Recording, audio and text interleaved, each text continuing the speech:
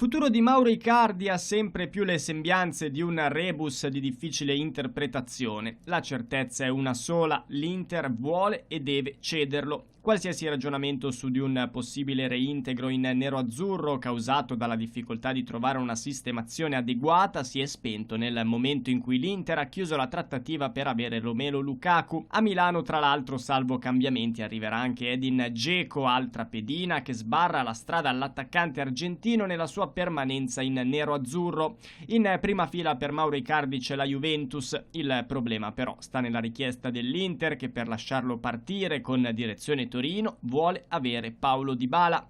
L'alternativa risiede a qualche centinaio di chilometri di distanza in più, a Napoli. Aurelio De Laurentiis non ha mai negato di volere in rosa un attaccante di peso, in grado di andare in doppia cifra facilmente, insomma l'identikit di Icardi. L'incontro a Milano tra Giuntoli e Vandanara non ha sbloccato la situazione, tutto si gioca sulle cifre e sulla pazienza delle parti. Se gli azzurri riusciranno a temporeggiare sperando nella mancata chiusura dell'affare con la Juventus, allora forse i partenopei riusciranno a strappare Mauro all'Inter a cifre più che ragionevoli. Ivan Perisic e il Bayern Monaco sembrano essere davvero vicini. L'esterno dell'Inter, che per questioni soprattutto di modulo non rientrerebbe nei piani di Antonio Conte, potrebbe trasferirsi in Germania con la formula del prestito oneroso con diritto di riscatto.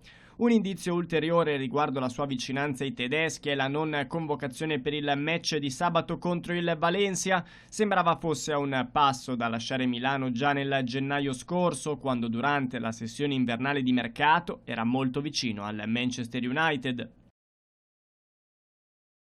Andrea Dovizioso vince il Gran Premio d'Austria di MotoGP. Sul circuito di Spielberg, gara molto intensa con sorprese e colpi di scena raffica. Dopo una partenza brillante da parte di Marc Marquez, un duello con Dovizioso ha favorito Quartararo, che si era portato in testa dettando il ritmo. I due fenomeni di Honda e Ducati hanno poi recuperato terreno battagliando fino all'ultimo giro, quando il pilota italiano ha superato di gran carriera e con grandissime qualità il collega spagnolo, beffandolo e andando a conquistare la vittoria in Austria. Terzo Quartararo, quarto un buon Valentino Rossi. In classifica generale Marquez comanda a quota 230 punti davanti a Dovizioso a quota 172.